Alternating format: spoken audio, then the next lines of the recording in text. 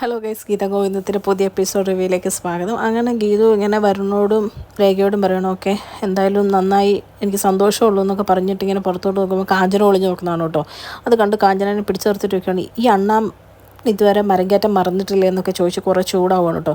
നിങ്ങൾക്ക് ഈ ഒളിഞ്ഞോട്ടം നിർത്താറായില്ല എന്നൊക്കെ ചോദിക്കുകയാണ് കേട്ടോ. ഇപ്പം ഞാൻ നിങ്ങളോട് ദേഷ്യപ്പെടുന്ന ഇതിനല്ല, നിങ്ങളല്ലേ പറഞ്ഞത് കണ്ണേട്ടൻ അമ്പലത്തിൽ പോയതാന്ന്.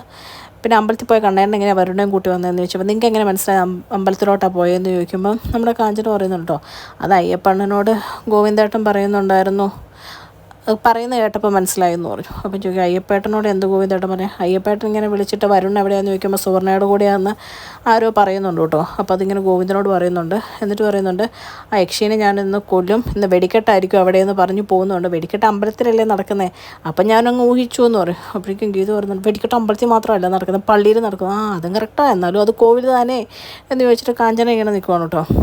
ഇതൊക്കെ കണ്ട് ഗീതുവിന് ദേഷ്യം വന്ന് ഗീതു തിരിച്ച് മുറിയിലോട്ട് ചെല്ലുവാണല്ലോ. മുറിയിലോട്ട് എന്നിട്ട് ഗോവിന്ദ അവിടെ നിൽപ്പുണ്ട്. അപ്പോൾ ഗോവിന്ദനോട് ചോദിക്കുന്നുണ്ട്, എന്തോ പറഞ്ഞുകൊണ്ടാണ് നിങ്ങൾ വരുണെ കൂട്ടിക്കൊണ്ട് വന്നതെന്നൊക്കെ ചോദിക്കുന്നുണ്ട്.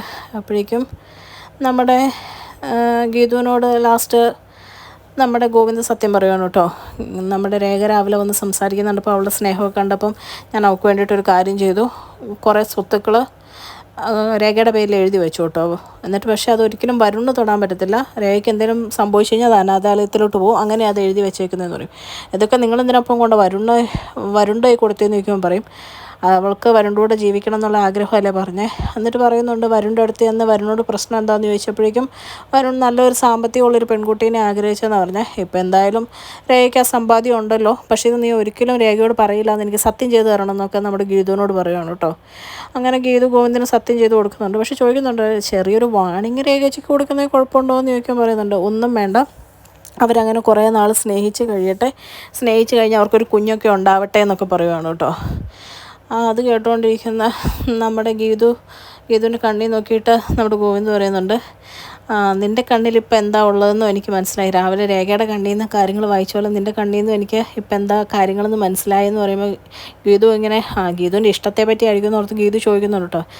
എന്താ മനസ്സിലായെന്ന് ചോദിക്കുമ്പോൾ ഗോവിന്ദ് പറയുന്നുണ്ട്, വരുണിനെ കൂട്ടിക്കൊണ്ട് വന്ന സന്തോഷമല്ലേ നിൻ്റെ മനസ്സിലെന്ന് ചോദിക്കുമ്പോൾ ഗീതു ഇങ്ങനെ പറയുന്നുണ്ട്, ചുമ്മാതെയാണോ ഞാൻ നിങ്ങളുടെ കണ്ണേട്ടാന്ന് വിളിക്കുന്നതെന്നൊക്കെ ചോദിക്കുന്നുണ്ട് കേട്ടോ. എന്നിട്ട് ഗോവിന്ദ് ഇങ്ങനെ ഗീതുവിനെ ദേഷ്യം പിടിപ്പിക്കാൻ വേണ്ടി പറയുന്നുണ്ട്, എൻ്റെ ഈ ദീർഘവീക്ഷണം കണ്ടിട്ടായിരിക്കും, എനിക്കിങ്ങനെ കണ്ണിൽ നോക്കിയ ആൾക്കാരുടെ കാര്യങ്ങൾ മനസ്സിലാക്കാനുള്ള കഴിവുകൊണ്ടായിരിക്കും രാധികാമ്മ എന്നെ പണ്ടേ കണ്ണാന്ന് വിളിച്ചതെന്ന് പറയുമ്പോൾ ഗീതുവിന് പിന്നെ ദേഷ്യം വരുവാണ് കേട്ടോ. എന്നിട്ട് ഗീതു ഇങ്ങനെയാണെന്ന് പറയുകയാണ്, പാവം രേഖേച്ചി എന്നൊക്കെ പറഞ്ഞ് ഗീതു ഇങ്ങനെ ആൾക്കൂടെ വിഷമിച്ചിരിക്കുകയാണ് കേട്ടോ. ആ സമയം നമ്മുടെ ഗോവിന്ദ് ഇതൊക്കെ പറഞ്ഞിട്ട് അങ്ങ് പോവുകയാണ്. എന്നിട്ട് ഗീതുവും അവിടെ നിന്ന് പോകുന്നുണ്ട് കേട്ടോ.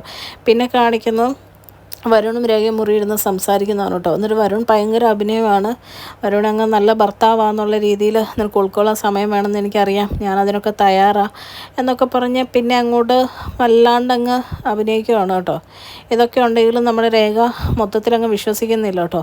എന്നിട്ട് രേഖ പറയുന്നുണ്ട്, എല്ലാം ഒരു പെണ്ണിന് ക്ഷമിക്കാനും മറക്കാനും പൊറുക്കാനും ഒക്കെ പറ്റും, പക്ഷേ കല്യാണം കഴിഞ്ഞ് സ്വന്തം ഭർത്താവ് വേറൊരുത്തോളുടെ കൂടെ കിടന്നത് ഒരിക്കലും മറക്കാൻ പറ്റില്ല, നിങ്ങൾക്ക് എന്നോട് സ്നേഹം ഉണ്ടായിരുന്നു, നിങ്ങളത് ചെയ്യില്ലായിരുന്നല്ലോ എന്നൊക്കെ പറയുമ്പോഴേക്കും വരുൺ അങ്ങ് നിന്ന് ന്യായീകരിക്കുകയാണ് കേട്ടോ. വരുൺ പറയുകയാണ്, ഞാൻ നിന്നെ പണ്ട് സ്നേഹിച്ച പോലെ സ്നേഹമുണ്ട്, പക്ഷേ അന്ന് പെട്ടെന്ന് നമ്മളെ ഒരുമിച്ച് പിടിച്ചു കഴിഞ്ഞപ്പം ഞാനന്ന് കല്യാണത്തിന് വേണ്ടിയിട്ട് റെഡി അല്ലായിരുന്നു, അവരെല്ലാം കൂടെ പറഞ്ഞ് കല്യാണം കഴിപ്പിച്ചപ്പോൾ അപ്പം തൊട്ടുള്ള ഈഗോയും ദേഷ്യവും മനസ്സിൽ വെച്ച് അതിങ്ങനെ വളർന്നു വന്നതാ, ഇനിയിപ്പം ഞാൻ വേറെ ആരുടെയും പുറകെ പോവില്ല എന്നൊക്കെ പറയുമ്പോഴും രേഖ ഇങ്ങനെ മനസ്സിൽ പറയുന്നുണ്ട്, നിങ്ങൾക്ക് എന്നോടുള്ള സ്നേഹം ആത്മാർത്ഥമാണ്, എനിക്ക് തോന്നാണ്ട് ഇനി ഞാൻ നിങ്ങളെ വിശ്വസിക്കില്ല എന്നിങ്ങനെ പറഞ്ഞിട്ടിങ്ങനെ നിൽക്കുമ്പോൾ കറക്റ്റ് വരുണ്ട ഫോൺ ബെല്ലടിക്കുവാണ് കേട്ടോ.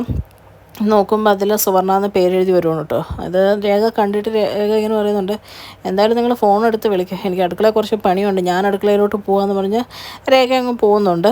അതേ സമയത്ത് നമ്മുടെ വരുൺ ഫോൺ എടുത്തിട്ട് എന്ന് പറഞ്ഞ് ഫോൺ എടുത്തിട്ട് വരുൺ സുവർണയോട് പറയുന്നുണ്ട്, എന്താണെന്ന് ചോദിക്കുമ്പോൾ സുവർണയോട് ചോദിക്കുക എന്താണെന്ന് ചോദിക്കുമ്പോൾ സുവർണ പറയുന്നുണ്ട്, ഗോവിന്ദേട്ടൻ വന്നപ്പോൾ നിങ്ങൾ ഹോട്ടലിൽ എന്നെ മുറി പൂട്ടിയിട്ടിട്ട് പോയത് എന്തിനാ എന്ന് ചോദിക്കുമ്പോൾ പറയും, പിന്നെ ഗോവിന്ദേട്ടൻ നമ്മൾ രണ്ടും ഒരുമിച്ച് കണ്ടാലത്തെ അവസ്ഥ എന്താ, നീ ഇപ്പോൾ ഒരു കാര്യം ചെയ്യുക, നീ ഹോട്ടൽ റിസപ്ഷനിലോട്ട് വിളിച്ചിട്ട് ആ മുറിയുടെ കീ ഒന്ന് അൺലോക്ക് ചെയ്യാൻ പറഞ്ഞിട്ട് നീ അത് എത്രയും പെട്ടെന്ന് വെക്കേറ്റ് ചെയ്തു, എനിക്കിപ്പോൾ എന്തായാലും അങ്ങോട്ട് വരാൻ പറ്റത്തില്ല, ഗോവിന്ദേട്ടനോട് ഞാൻ അത്യാവശ്യമായിട്ട് വീട്ടിൽ വന്നതെന്ന് സുവർണയോട് പറയുവാണ് കേട്ടോ.